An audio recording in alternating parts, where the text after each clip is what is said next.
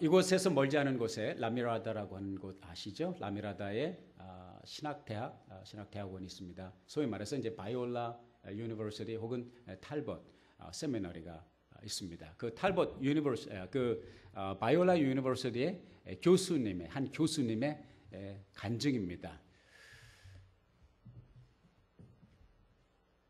그가 10대의 나이에 친구의 인도를 받고 바이블 캠프에 갔습니다. 가서 은혜를 받았습니다. 정말 하나님의 성령의 감동 가운데 은혜를 받고 예수님을 영접했어요. 예수님을 영접하는 그 중생의 체험을 할 뿐만 아니라 자신의 삶을 하나님의 복음을 전하는데 사역을 위해서 내가 일생을 드리겠다. 이런 이제 콜링, 하나님의 소명을 받게 됩니다. 그리고 집에 와서 이제 그 하나님께 받은 은혜와 그 체험을 부모님께 얘기를 했습니다. 그러나 그 부모님은 그가 다른 거는 좋은데 신학을 하고 주의 종으로 부름을 받았다고 하는 이 간증에 대해서 별로 달갑게 생각하지를 않았습니다. 그래도 이 청년은 정말 하나님의 소명이 너무나도 확실하고 뚜렷하기 때문에 나는 이 길 외에는 내가 갈 길이 없습니다. 그때 어머님이 하시는 말씀이 내가 신학을 계속 고집을 하면 너는 이제 내 자식이 아니다. 너와 나는 이제 인연을 끊는 것이다. 그렇게 아주 혹독하게 이야기를 했습니다. 그럼에도 불구하고 이 청년은 하나님의 부름을 거부할 수 없어요. 너무나도 확실한 하나님의 소명이었기 때문에 어린 나이지만은 부모님의 전혀 재정적인 서포트 없이 신학을 하게 됩니다. 주변 사람들의 약간의 도움과 친구의 도움을 받아서 신학을 입문하게 됩니다. 한 6개월 정도 지나니까 그동안 도와주던 사람의 손길도 끊어지고 모아놨던 돈도 다 없어지고 등록금을 고사하고 이제 살아갈 일이 너무나도 막막한 거죠. 앞이 캄캄한 것입니다. 하나님 앞에 기도해도 별 뾰족한 반응이 보이질 않습니다. 하는 수 없이 사방을 두리번거리다가 이 청년은 그래도 피부치밖에 없잖아요. 혈연 관계가 그렇게 피는 물보다 진하다고 어머니께 이제 편지를 보냈습니다. 어머니, 제가 정말 돈이 필요합니다. 재정적인 후원이 필요합니다. 용돈이 필요합니다. 어머니께 답장이 왔습니다. 그 답장의 내용은 그것이었습니다. 너는 내 자식이 아니다. 이미 너와 나는 인연이 끝났다. 그리고 네가 집을 나갈 때 큰 소리 치지 않았느냐? 하나님이 돌봐주실 거라고 말하지 않았느냐? 그 하나님께 구하라. 왜 나한테 구하냐? 이런 편지가 왔습니다. 얼마나 낙심이 됩니까? 그래도 어머니니까 자기 사정을 돌봐줄 줄로 생각을 했지만 너무나도 냉담한 그 반응에 이 청년은 좌절을 느낄 수밖에 없었습니다. 그래도 뚫린 곳은 하늘밖에 없으니까 사방을 돌아보아도 기댈 곳이 없지만 하나님은 자기의 기도를 들으신다는 그런 믿음을 가지고 하나님 앞에 계속 기도를 하고 있었습니다. 그러던 어느 날 또 어머니에게 두 번째 편지가 왔습니다. 그 두 번째 편지의 내용은 그것입니다. 하나님의 응답은 받았느냐? 내가 아직 하나님의 응답을 받지 못했다면 내가 일주일 후에 내가 LA 공항으로 갈 것이니까 LA 공항으로 나와서 나를 영접하고 그리고 내가 집으로 들어오는 것이다. 일주일 후까지 이 문제가 해결이 안 되면 그러나 하나님은 살아계신 하나님이 아니기 때문에 집으로 철수하는 것이다. 이런 통고장을 어머니께서 보내오셨습니다. 청천벽력과 같은 것이죠. 이 청년은 더 부르짖어 간절히 하나님 앞에 기도했습니다. 하나님, 어머니께서 자식과 어머니의 인연까지 끊으면서 나에게 도움을 주시지 않고 내 주변에 나에게 도움을 줄 사람이 사방을 돌아보아도 없습니다.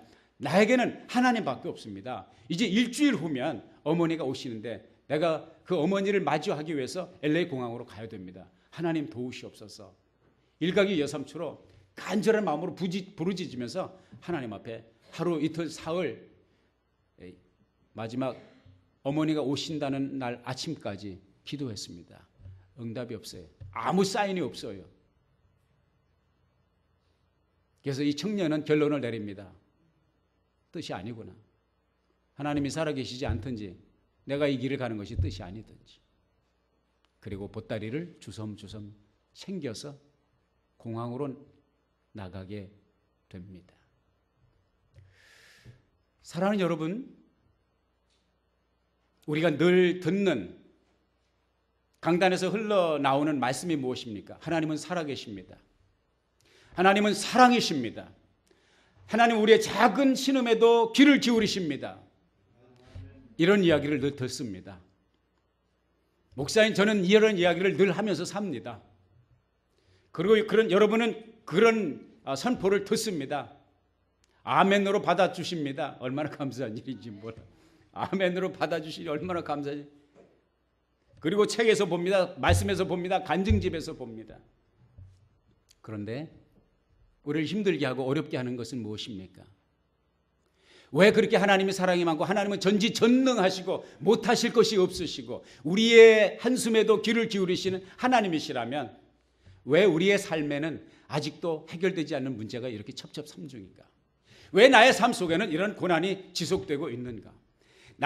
왜 나의 삶 속에, 나의 환경 속에 이런 어려운 일들이 해결되지 않고 있는가? 왜 하나님의 기도 응답은 오지 않는 것인가? 제가 목회를 하면서 정말로 힘들고 어려울 때는 무엇이냐?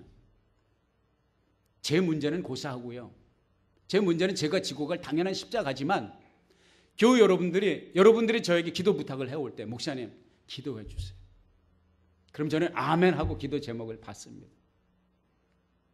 그리고 저는 약속한 것은 지키려고 노력을 하는 사람입니다. 부족하지만 기도를 약속했으면 기도하려고 노력합니다. 간절히 기도합니다. 왜냐하면 여러분들의 문제를 제가 알기 때문에. 우리 교우들 그렇게 많습니까? 수백 명, 수천 명? No. 여러분의 사정 뻔합니다. 여러분의 아픔을 제가 느낍니다. 여러분의 답답하게 한숨 쉴 때 나도 답답합니다. 그런데 정말로 힘든 것은 그렇게 여러분이 저와 함께 나눈 기도 제목을 가지고 기도하는데 응답이 없어요. 질병을 위해서 기도하는데, 건강을 위해서 기도하는데 건강이 호전되질 않습니다. 경제적인 어려움을 호소해서 그 경제적인 어려움 문제를 위해서 기도합니다. 내 문제처럼 기도합니다. 그렇게 기도하려고 노력을 해요. 그리고 때로는 성령께서 내게 눈물을 주십니다. 눈물로 기도합니다. 그런데 힘들고 안타까운 일은, 답답한 것은 응답이 없다는 거예요. 응답이 없을 뿐만 아니라 어떤 때 보면 상황이 호전되는 것이 아니라 더 악화되는 상황을 만나게 됩니다. 이게 낯설은 얘기로 들립니까? 전혀 그렇지 않죠. 여러분이 매일 매 순간 겪는 인생 스토리, 신앙 스토리가 아니겠습니까? 이런 상황 속에서 우리 하나님께로부터 받을 수 있는, 하나님께 이 질문을 던질 때 하나님 why? 왜 응답하시지 않습니까? 왜 숨어 계십니까? 하나님은 살아계신 것입니까? 라고 하나님께 여쭙고 싶을 때 하나님은 뭐라고 대답을 하실까? 오늘 주님의 답을 오늘 본문 속에 기록된 다윗이라고 하는 한 사람의 인생 스토리를 통해서 여러분과 함께 그 답을 찾아보기를 원하는 것입니다. 다윗은 소시적부터 하나님을 믿었던 사람이에요. 그리고 다윗은 믿음의 사람이었고 다윗은 성실하게 인생을 경영했던 사람입니다. 나이가 어린 나이인데 아버지가 양떼를 가서 지켜라 그러면 그 양떼를 지키기 위해서 어느 정도 충성되게 봉사했냐면 자기 목숨을 걸고 들짐승과 더불어 싸웠습니다. 양을 도둑맞지 않기 위해서. 양을 해치는 들짐승들이 오면 그거와 더불어 피나는 전쟁을 치를 정도로 책임감이 강했던 사람입니다. 그리고 다윗은 부모님에게 순종했던 사람입니다. 양을 지키라 하면 양을 지키고 돌아와라 그러면 돌아오고 심부름 가라 그러면 심부름 가고 토시를 달지 않은 사람입니다. 이 정도 사람이면 하나님의 축복이 줄줄이 꽃감 달리듯이 그렇게 따라와야죠. 그의 인생이 평탄하고 그의 인생이 축복으로 연그러져야죠. 그런데 다윗의 삶을 보면 별로 그런 것 같질 않아요. 다윗은 이렇게 성실하게 살았음에도 불구하고, 믿음으로 살았음에도 불구하고, 솔직히 성경의 앞뒤를 보면 다윗은 별로 가족들에게도 그렇게 인정을 못 받은 것 같아요. 아버지에게 별로 인정을 못 받았습니다. 사무엘상 16장에 보면은 다윗이 사무엘을 만나는 그 장면이 나오거든요. 그 에피소드가 나옵니다. 하나님의 종 사무엘이 하나님의 지시를, 하나님의 계시를 받아서 이새의 아들들 중에 내가 기름 부음을 받을 왕제가 있다. 기름병을 들고 찾아가라. 그래 갔어요. 그래서 이제 그 이새가, 다윗의 아버지가 이새예요. 8아들이 있었는데 아들들은 쭉 이제 일렬 종대로 세웠습니다. 일렬, 야 횡대지 종대인지 I don't know. 그냥 내 추측일 뿐입니다. 상상을 한번 해보는 거예요. 딱 종대로 세웁시다. 일단 종대로 착 세웠어요. 사무엘이 보니까 아들이 끽끽하고 정말 훌륭하게 보였어요. 근데 놀라운 것은 7아들이 다 지나가는데도 하나님은 아니라는 거예요. 그래서 이제 사무엘이 이새에게 물어봅니다. 다윗의 아버지 이새에게. 이게 전부입니까, 아들? 그때의 아버지 이새가 말합니다. 아직 말자가 있기는 있습니다. 이게 무슨 얘기냐면 이새는 말자를 전혀 생각하지 않았다는 거예요. 7아들까지 혹시 여기서 왕자가 나올까 했지만은 말자는 전혀 생각을 하지 않았다는 거예요. 그 말자가 누구냐면 다윗입니다. 그 말자가 있기는 있는데 지금 들에서 양을 지키고 있습니다. 이제 사무엘이 가서 데리고 오라고 그러니까 마지못해 가서 사람을 보내서 바로 다윗을 데리고 왔죠. 그거 보면은 다윗은 8아들 중에서 아버지에게 인정을 못 받았어요. 두 번째로 형제들에게 인정을 못 받았습니다. 사무엘상 17장에 보면 골리앗을 장수로 한 블레셋 군대와 이스라엘 군대가 진영을 짜고 전쟁을 치르는 장면이 나옵니다. 아버지 이새가 다윗에게 심부름을 보냅니다. 괴나리 보침을 해서 형들에게 도시락 좀 싸다 주어라. 먹을 것 좀 해서 별식을 해서 싸다 주는데 가서 보니까 참 기가 막힌 거예요. 다윗이 볼 때 기가 막힌 거예요. 울분이 끓어오르는 거예요, 속에서. 왜냐하면 이스라엘 진영이, 하나님의 택한 민족 이스라엘 진영이 블레셋을 눈앞에 두고 전진을 하지 못해. 그 골리앗 때문에 다 사시나무 떨듯이 사울부터 시작을 해서 전체가 다 달달 떨고 있으니까 속에서 울분이 끓어오르는 것입니다. 가서 이 골리앗을 대적하고 싶은 거예요. 그런데 그걸 누가 봤냐면은 장형이 봤습니다. 장형이 그러니까 제일 큰 형이 그걸 보고 다윗, 그 말제 동생 다윗을 보고 이렇게 말합니다. 사무엘상 17장에 나옵니다. 양떼는 어디다 팽개치고 왔냐? 팽개쳤다 그렇게 말하지 않습니다. 제가 좀 애들립을 한 거예요. 양떼는 어디다 두고 왔느냐? 둘째, 전쟁 구경하러 왔느냐? 아니 자기들 먹을 거 가지고 왔는데 상당히 우호적이 아니라 비판적으로 얘기하고 있습니다.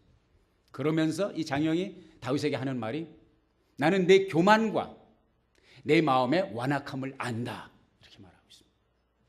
그러니까 형들이 다윗을 어떤 눈으로 보고 있었는가 하는 것을 우리가 알게 됩니다. 불공평하지 않습니까?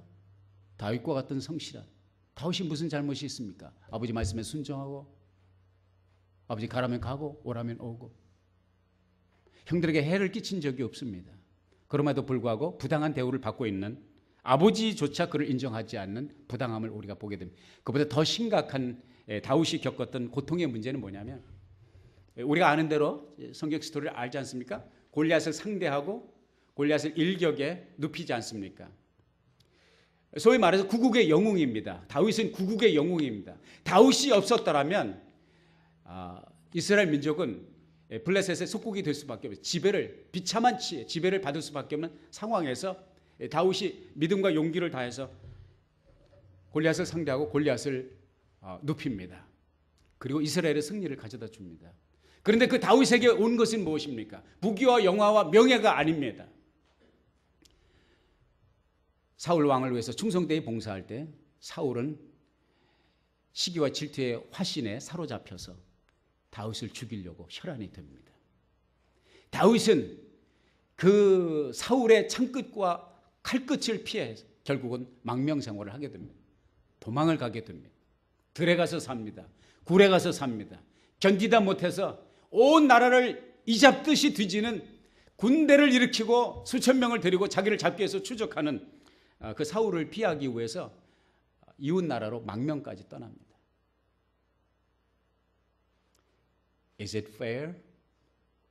다윗이 경험한 삶이 공평한 것입니까? 다윗이 무엇을 그렇게 잘못했습니까? 다윗이 무엇을 그렇게 나라에 해악을 끼쳤습니까? 다윗이 무엇을 사울에게 그렇게 해악을 끼쳤습니까? 아무것도 없습니다. 시편에 보면 시편 150편 가운데 수많은 절절 구구절절이 다윗의 시가 적혀 있습니다. 그 다윗이 그 구절들 속에서 끊임없이 하나님 앞에 부르짖고 있는 그 탄식과 탄원과 호소를, 눈물을 봅니다. 하나님 무엇 하십니까? 하나님은 왜 숨어 계십니까? 하나님 나를 구원하여 주옵소서. 물밀듯 들어오는 원수의 세력에서 나를 구원하여 주옵소서. 적이 내게 쳐들어옵니다. 나를 살려 주옵소서. 끊임없이 이제 다윗이 하나님 앞에 부르짖는 그 간구와 부르짖는 그 탄원이 시편에 절절히 구구절절히 박혀 있습니다. 여러분이 만약에 다윗과 같은 상황 속에서 다윗과 같이 하나님 앞에 부르짖는데 다윗과 같이 응답을 받지 못하고 나에게 와서 목사님 어떻게 해야 됩니까? 이래도 기도해야 됩니까? 라고 묻는다면 저희가 뭐라고 대답을 해야 되겠습니까? 응답도 없는 기도를 언제까지 해야 됩니까? 호전되지 않는 상황을 위해서 언제까지 씨름을 해야 됩니까? 라고 묻는다면 제가 뭐라고 대답을 해야 되겠습니까? 집사님, 제가 봐도 그건 아닙니다. 지금이라도 늦지 않았으니 깨끗하게 내려놓으시고 포기하시고 교회 문 밖으로 나가십시오. 정 마음이 꺼름직하거든 기도는 적당히 하시고 신앙생활도 적당히 하십시오. 뭘 그렇게 애이게 하십니까? 라고 대답할 것 같습니까? No. 저희 대답은 한결같습니다. 집사님, 그럼에도 불구하고 기도하십시오. 아멘. 그럼에도 불구하고 하나님께 매어 달리십시오. 아멘. 제가 여러분에게 드릴 수 있는 대답은 오직 하나입니다. 그럼에도 불구하고 하나님께 나가십시오. 그럼에도 불구하고 하나님께 부르짖으십시오. 그럼에도 불구하고 하나님께 간구하십시오. 목사님, 그런 논리가 어디 있습니까? 목사님, 내 상황을 다 봤지 않습니까? 목사님도 동의하지 않습니까? 나의 한숨을 아시지 않습니까? 내가 왜 탄식하는지 아시지 않습니까? 그런 논리가 어디 있습니까? 세상의 논리가 아니고 신앙의 논리입니다. 아멘. 왜 그런 줄 아십니까? 하나님은 여전히 살아계시고 하나님은 여전히 우리의 기도를 귀를 기울이시고 하나님은 여전히 우리의 기도에 응답하시는 하나님이시기 때문입니다. 어제 그 대한민국 그 월드컵 축구 대표팀이 와서 어디랑 붙었던데 어제 코스타리카랑 해서 1대0으로 졌다고 그러죠. 이겼습니까? 땡큐 so much. 나 진 줄 알고 1대0이라는 말만 들었는데 이겼구나. 이제 6월 달에 이제 월드컵이 이제 시작이 되는데 본선이 이제 시작이 되는데 좋은 청신호를 보내주셔서 정말 하나님 감사합니다. 이제 2월 1일은 미국과 붙습니다. 난 미국 시민권자인데 어디를 응원을 해야 될지 나 고민이 돼. 어디다가 응원을 해야 될지 나 진짜 고민이 돼. 한국을 응원해야 돼, 미국을 응원해야 돼. 어쨌든 너무 행복한 소식이에요. 근데 이제 축구를 하면서 보면은 축구를 TV 중계를 통해서 관전을 하다 보면은 이 복장 터지게 답답할 때가 있어요. 그 언제냐면은 오른쪽으로 패스를 해줘. 오른쪽 저 2시 방향. 저기 텅 비었는데 저기다가 쟤는 뭘 하는 눈이 삐었나. 저쪽에 11시 방향 왼쪽 저 앞에 15m 전방에 비어 있잖아. 그쪽으로 쏴야지 패스를 해. 쟤는 제가 프로가 맞아? 이렇게 답답할 때가 있죠. 그런데 그 선수의 입장이 돼서 한번 우리 입장을 바꿔서 생각해 보자고요. 11시 방향 15m 전방에 그게 보입니까? 안 보입니까? 그냥 추측해서 둘 중에 하나니까. 보여요? 안 보여요? 2시 방향에 20m 전방에 거기 비어있는 스팟이 보입니까? 안 보입니까? 안 보이는 겁니다. 프로가 여러분보다 눈보다 시력이 나빠서? 실력이 딸려서? No. 우리보다 훨씬 뛰어나요. 그 사람들 아마 한 발 묶고 해도 우리가 나 같은 사람은 질 거예요. 우리 영민 형제 축구하는 거 봐요. 기가 막 어떻게 저렇게 할 수 있을까? 근데 드럼도 꼭 그렇게 하더라고요. 드럼 치는 것도 할렐루야. 얼마나 영민 형제 공 차는 거 보면 기가 막혀. 아니 저 친구가 왜 국가대표팀에 안 들어가 있지? 난 그런 생각이 드는데 안 보인단 말이에요. 왜 안 보이냐? 우리는 TV 카메라를 통해서 공중에서 촬영을 하는 걸 보잖아요. 그죠? 고공에서 birds eye view를 가지고 새의 눈을, 독수리의 눈을 가지고 보잖아요. 전체를 보잖아요. 근데 땅바닥에 붙어서 뛰어다니는 선수들은 그게 안 보여요. 왜? 앞에 사람들이 막고 있기 때문에. 저는 신앙생활이 똑같다고 생각합니다. 우린 선수들로 신앙생활의 무대에서 뛰잖아요. 안 보여요. 왜? 앞에 장애물이 가로막혀 있어요. 환경이 가로막혀 있고 문제가 가로막혀 있고 사람이 가로막혀 있어서 한치야 그 다음이 안 보여요. 10m 전방이 안 보이고 20m 전방이 안 보이고 11시 방향도 안 보이고 2시 방향도 안 보이는 거예요. 그러나 하나님은 독수리의 눈을 가지고 전체를 조망하는 하나님의 눈에는 보여요, 안 보여요? 다 보이죠. 하나님은 모든 것을 아시고 모든 것을 계획하고 계신데 우리 눈에 그게 안 보이니까 답답한 거예요. 그래서 응답이 없는 거예요. 그래서 길이 없는 거예요. 그래서 앞이 캄캄한 거예요. 그러나 하나님은 모든 것을 보고 계십니다. 아멘입니까? 제가 재미있고 신기한 것을 발견했습니다. 그건 뭐냐면 기도할 때는 응답이 없는 것 같아요. 기도할 때는 복장이 터지고 답답해요. 하나님은 숨어 계신 것 같아요. 그런데 신기한 것은 지나놓고 보면 한 세월을 돌이켜보면 하나님이 거기 계셨더라. 아멘. 하나님이 응답하셨더라. 아멘. 제가 본명을 밝히지 않겠습니다만 우리 교회에 참 귀한 일꾼이신 제이 집사님 계세요. 기도원에 가서 같이 간증을 이제 성도들과 같이 간증을 나누면서 그런 말씀을 하시더라고요. 목사님. 제가 5년 전에 일기장을 보았습니다. 5년 전에 일기장 그 기도 제목을 보았습니다. 깜짝 놀랐습니다. 5년 동안 우리 교회를 위해서 우리 가정을 위해서 우리 가족들을 위해서 기도한 그 기도가 거의 다 응답을 받았습니다. 할렐루야. 기분 나쁜가 보네. 다 같이 할렐루야. 네. 남의 기도 응답을 받았어도 내가 받은 것처럼 그래 할렐루야 하는 그 마음이 아름다운 마음인 줄로 믿습니다. 5년 세월을 돌아보니까 하나님의 모든 기도에 응답하신 다윗의 삶을 보자고요. 다윗의 시편 한 도막 한 도막을 보면 구절 구절을 보면 하나님은 숨어 계시든지 아직 살아계시지 않든지 하나님은 나를 외면하든지 다윗의 삶을 다윗의 기도를 외면한 것 같아요.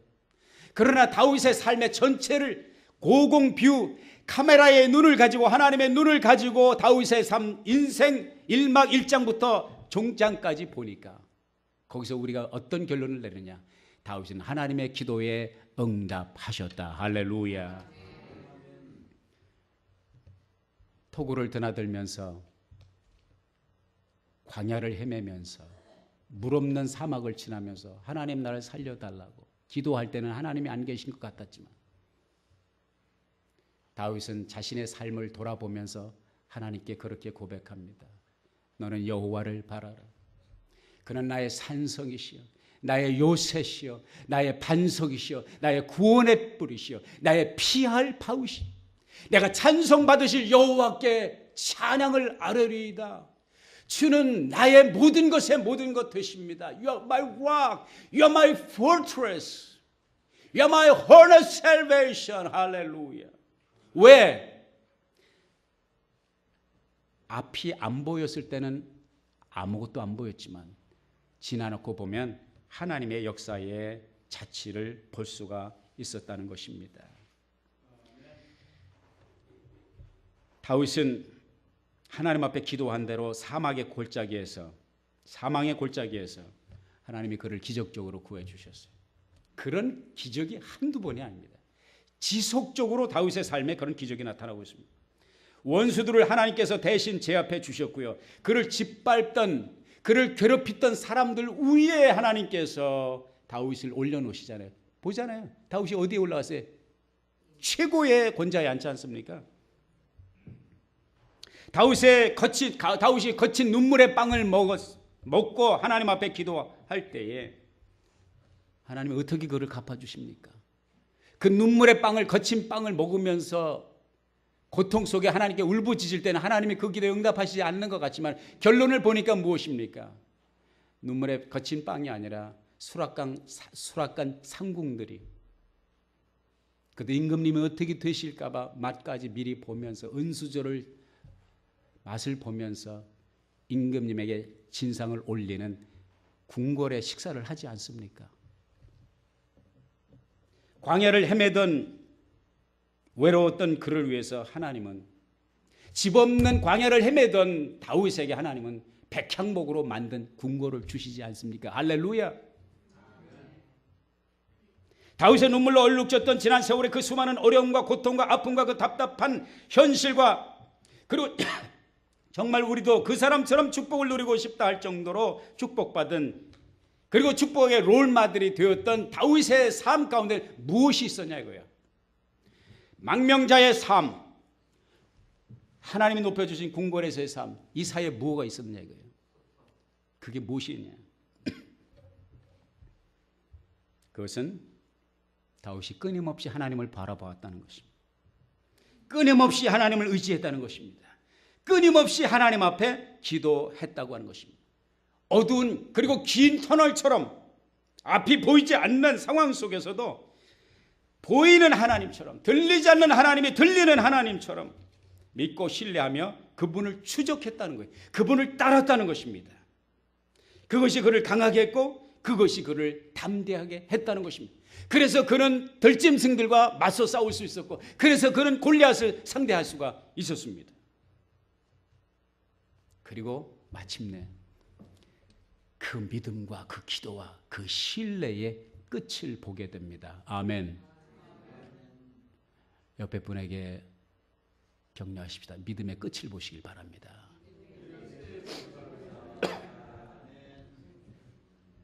그리고 그는 말합니다. 너는 여호와를 바라라.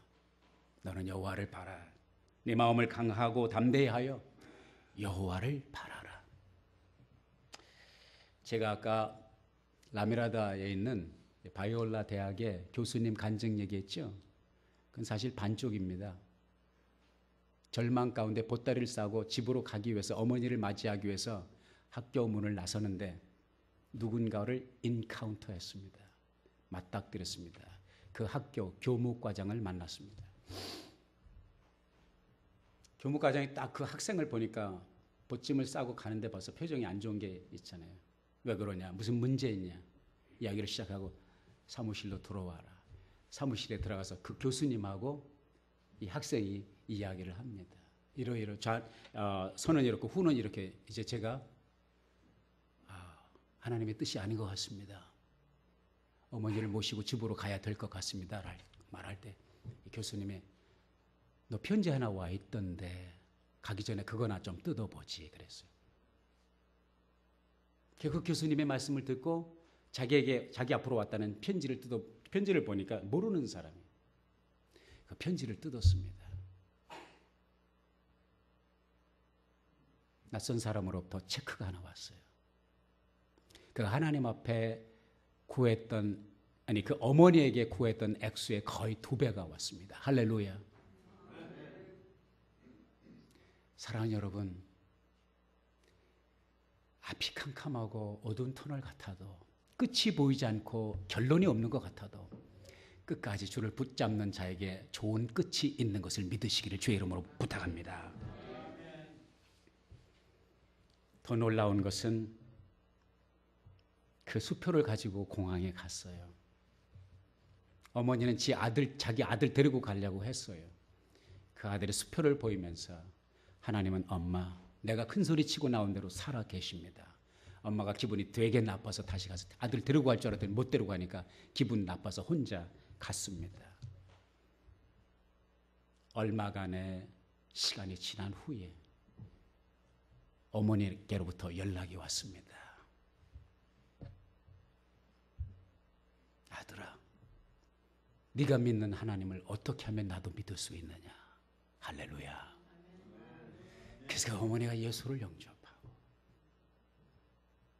아들을 후원하고, 이 아들은 신학을 마치고 하나님의 귀이시는 주의 종으로서 아름다운 길을 걸어왔다는 아름다운 간증입니다. 조지 뮬러 아시죠? 기도에 5만 번의 응답을 받은 기도의 전설적인 인물입니다. 영국이 나온 인물입니다. 그는 늘 기도책을 만들었어요. 한쪽에는 기도 제목을, 그리고 다른 한쪽에는 하나님이 기도 응답한 날짜와 시간을 적어 놓았습니다. 그렇게 카운트를 해서 그 일생에 5만 번 기도 응답을 받았다는 것을 카운트를 할 수가 있었습니다. 그 5만 번 가운데 5천 번은 기도한 날 당일에 응답을 받았습니다. 할렐루야. 그럼 4만 5천 번은 어디로 간 거예요? 당장 받지 못한 기도라는 것입니다. 그가 그런 고백을 합니다. 나는 평범한 크리스찬입니다. 나도 여러분과 똑같은 크리스찬입니다. 오늘 내가 있게 된 것은 조금씩 내가 믿음이 자라서 여기까지 왔습니다. 어렵고 힘들 때 나는 로마서 8장 28절의 말씀을 생각했습니다. 우리가 알거니와 하나님을 사랑하는 자 곧 그 뜻대로 부르심을 입은 자들에게는 모든 것이 합력하여 선을 이룬다는 이 말씀을 붙들고 왔습니다. 그 하나님의 약속을 믿었기 때문에 나는 마음의 평안을 유지할 수가 있었습니다. 어려움이 클수록 신앙을 위해서는 더 유익하고요, 시련이 크면 클수록 이후의 승리는 더 달콤합니다. 그가 더 중요한 얘기를 했어요. 잘 들으시기 바랍니다. 기도를 시작하는 것으로 충분하지 않습니다. 바른 기도를 했다고 또는 얼마 동안 기도를 했다고 해서 만족해서는 안 됩니다. 중요한 것은 우리가 인내와 믿음의 자세로 응답받을 때까지 계속 기도해야 한다는 것입니다. 더 나아가 하나님이 우리의 기도를 들으시고 응답해 주실 것을 끝까지 믿어야 합니다. 종종 우리가 실패하는 이유는 축복을 받을 때까지 계속 기도하지 않고 그런 축복을 중간에서 포기하기 때문입니다. 괴테가 그런 말을 했습니다. 재물을 잃으면 조금 잃은 것이다. 명예를 잃으면 많은 것을 잃은 것이다. 용기를 잃으면 모든 것을 다 잃은 것이다. 용기를 빼앗기지 않는 여러분이 되시기를 주의 이름으로 축복합니다. 목사님, 그 용기는 어디서 옵니까? 나는 본래 용맹스러운 사람이 아닙니다. 여러분, 저도 용기가 없는 사람이에요. 다윗이 우리들에게 그 비결을 가르쳐 줍니다. 여호와를 바라라. 내 마음을 강하고 담대하여 여호와를 바라라. 강하고 담대하여 하나님의 살아계심을 증거하며 체험하며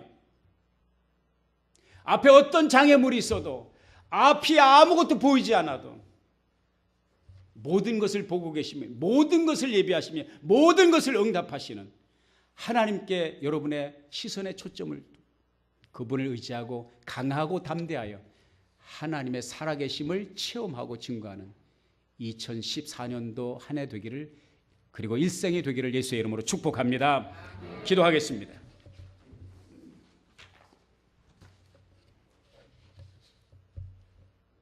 주의 주신 말씀을 따라 강하고 담대하여 하나님을 의지하고 우리 눈에 보이지 않아도 우리 손에 잡히지 않아도 우리 귀에 들리지 않아도 여전히 살아계시고 우리의 기도에 귀를 기울이시며 우리의 소원에 우리의 간구에 응답하시는 하나님을 체험하고 그 하나님을 증거하는 복된 한 해 그리고 복된 일평생 되도록 함께 하옵소서.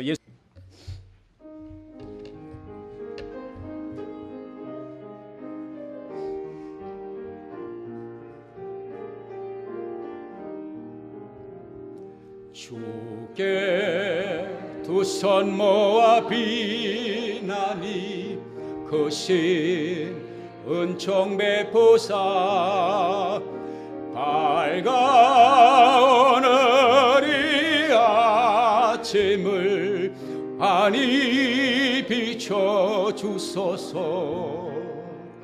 오 주님 모든 허물을 보혈의 피로 씻기어 하나님 사랑 안에서 행복을 갖게 하소서. 서로 믿음 안에서 서로 소망 가운데 서로 사랑 안에서 손잡고 가는 길, 오주 사랑의 종소리가, 사랑의 종소리가 이 시간 우리 모두를 감싸게 하여 주.